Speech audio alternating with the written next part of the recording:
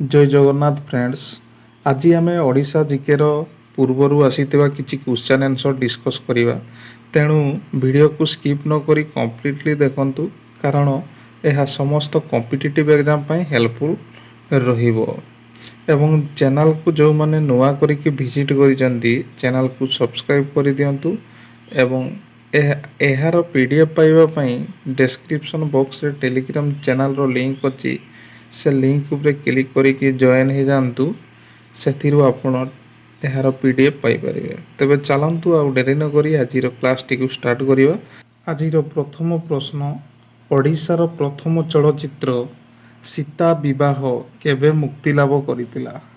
तो यार सठिक उत्तर हो ऑप्शन बी 1936 मसीह।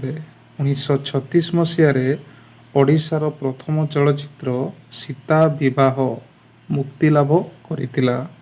तापर परवर्ती क्वेश्चन देखंतु, महिमा धर्मर प्रतिष्ठाता किए थिले? तो यार सठिक उत्तर हो ऑप्शन डी महिमा गोसाई। महिमा धर्मर प्रतिष्ठाता थिले महिमा गोसाई। बुझीगला। तापर देखंतु परवर्ती क्वेश्चन, क्वेश्चन नंबर 3, ओडिशा रे केतोटी जैवमंडल अभयारण्य अछि? तो यार सठिक उत्तर हो फ्रेंड्स ऑप्शन ए गोटिए। ओडिशा रे गोटिए जैवमंडल अभयारण्य अछि जोटा कि सिमलीपाल रे रहिछि।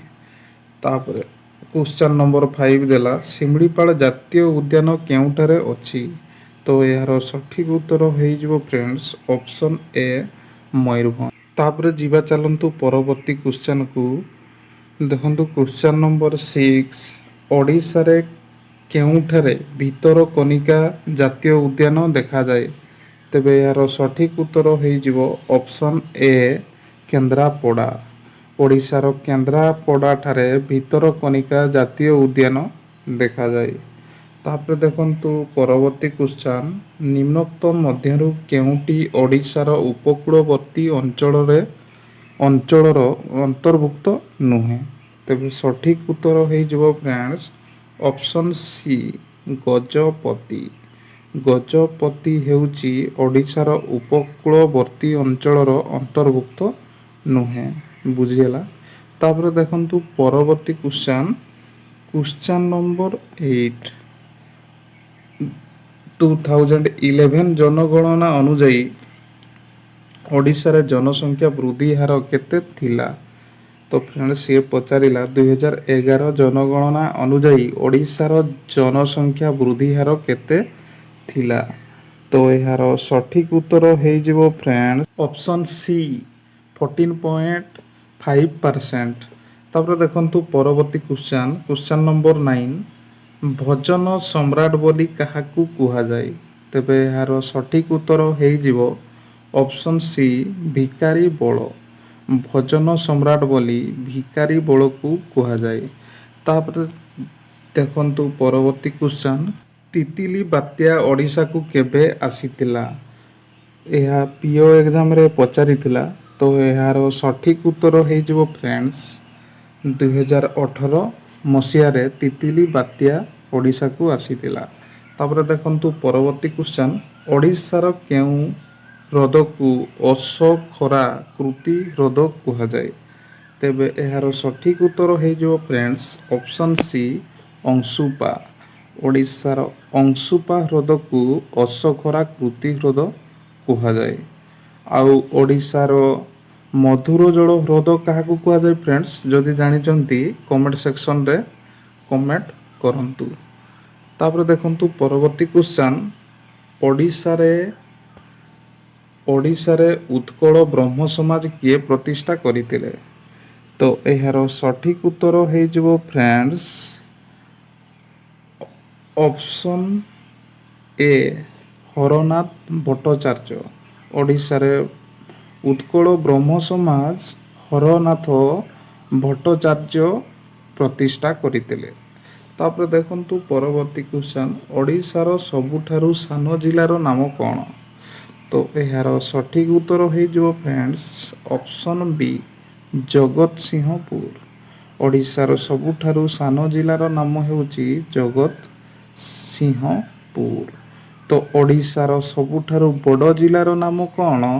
ଯଦି ଆପଣ ଜାଣିଛନ୍ତି ତ କମେଣ୍ଟ ସେକ୍ସନରେ କମେଣ୍ଟ କରିକି ଜଣାନ୍ତୁ ଓଡ଼ିଶାର ବଡ଼ ଜିଲ୍ଲା ନାମ କ'ଣ। ତାପରେ ଦେଖନ୍ତୁ ପରବର୍ତ୍ତୀ କ୍ୱେଶ୍ଚନ୍ ନମ୍ବର 14। ଓଡ଼ିଶାର ସବୁଠାରୁ ପୁରୁଣା ବିଶ୍ୱବିଦ୍ୟାଳୟ ନାମ କ'ଣ? ତ ଏହାର ସଠିକ୍ ଉତ୍ତର ହେଇଯିବ ଉତ୍କଳ। ଅପସନ୍ ବି ଉତ୍କଳ ବିଶ୍ୱବିଦ୍ୟାଳୟ ଯେଉଁ ରହିଛି ଆମର ସବୁଠାରୁ ପୁରୁଣା ବିଶ୍ୱବିଦ୍ୟାଳୟ। ତାପରେ ପରବର୍ତ୍ତୀ କ୍ୱେଶ୍ଚନ୍, ଭାରତର ସବୁଠାରୁ ପୁରୁଣା ବିଶ୍ୱବିଦ୍ୟାଳୟ ନାମ କ'ଣ? ତ ଏହାର ସଠିକ୍ ଉତ୍ତର ହେଇଯିବ ଅପସନ୍ ବି ନାଳନ୍ଦା। ନାଳନ୍ଦା ବିଶ୍ୱବିଦ୍ୟାଳୟ ହେଉଛି ଭାରତର ସବୁଠାରୁ ପୁରୁଣା ବିଶ୍ୱବିଦ୍ୟାଳୟ। ତାପରେ ଯିବା ଚାଲନ୍ତୁ ପରବର୍ତ୍ତୀ କ୍ୱେଶ୍ଚନ୍କୁ। କ୍ୱେଶ୍ଚନ୍ ନମ୍ବର 16, ଲବଣ ସତ୍ୟାଗ୍ରହ କେବେ ହୋଇଥିଲା? ତ ଏହାର ସଠିକ୍ ଉତ୍ତର ହେଇଯିବ ଫ୍ରେଣ୍ଡସ୍ ଅପସନ୍ ଏ 1930 ମସିହାରେ ଲବଣ ସତ୍ୟାଗ୍ରହ ହୋଇଥିଲା। ତାପରେ ଦେଖନ୍ତୁ question number 17, heart of Odisha କାହାକୁ କୁହାଯାଏ? ତ ଏହାର ସଠିକ୍ ଉତ୍ତର ହେଇଯିବ ଫ୍ରେଣ୍ଡସ୍ ଅପସନ୍ ସି ଅନୁଗୁଳ। ଅନୁଗୁଳକୁ ଓଡ଼ିଶାର ଅନୁଗୁଳକୁ ହାର୍ଟ ଅଫ୍ ଓଡ଼ିଶା ବୋଲି କୁହାଯାଇଥାଏ। ବୁଝିହେଲା। ତାପରେ ଯିବା ଚାଲନ୍ତୁ ପରବର୍ତ୍ତୀ କ୍ୱେଶ୍ଚନ୍କୁ। କ୍ୱେଶ୍ଚନ୍ ନମ୍ବର 18, କୋଣାର୍କ ମନ୍ଦିର କେବେ ୟୁନେସ୍କୋରେ ଅନ୍ତର୍ଭୁକ୍ତ ହେଲା? ତ ଏହାର ସଠିକ୍ ଉତ୍ତର ହେଇଯିବ ଅପସନ୍ ଡି 1984 ମସିହାରେ କୋଣାର୍କ ମନ୍ଦିର ୟୁନେସ୍କୋରେ ଅନ୍ତର୍ଭୁକ୍ତ ହେଲା। ତାପରେ ଦେଖନ୍ତୁ କ୍ୱେଶ୍ଚନ୍ ନମ୍ବର 19, ଓଡ଼ିଶାର କେଉଁ ମନ୍ଦିରକୁ ବ୍ଲାକ୍ ପାଗୋଡ଼ା ବୋଲି କୁହାଯାଏ? ତ ଏହାର ସଠିକ୍ ଉତ୍ତର ହେଇଯିବ ଅପସନ୍ ବି କୋଣାର୍କ ମନ୍ଦିର। କୋଣାର୍କ ମନ୍ଦିରକୁ ଓଡ଼ିଶାର ବ୍ଲାକ୍ ପାଗୋଡ଼ା ବୋଲି କୁହାଯାଏ। ଏହା ବହୁତ ଥର ଏକ୍ଜାମ୍ରେ ଆସିଛି। ତ ଏହି କ୍ୱେଶ୍ଚନ୍ଟି ଭେରି ଇମ୍ପୋର୍ଟାଣ୍ଟ ରହିବ। ଏବଂ ହ୍ୱାଇଟ୍ ପାଗୋଡ଼ା ବୋଲି ଜଗନ୍ନାଥ ମନ୍ଦିରକୁ କୁହାଯାଇଥାଏ। ବୁଝିହେଲା।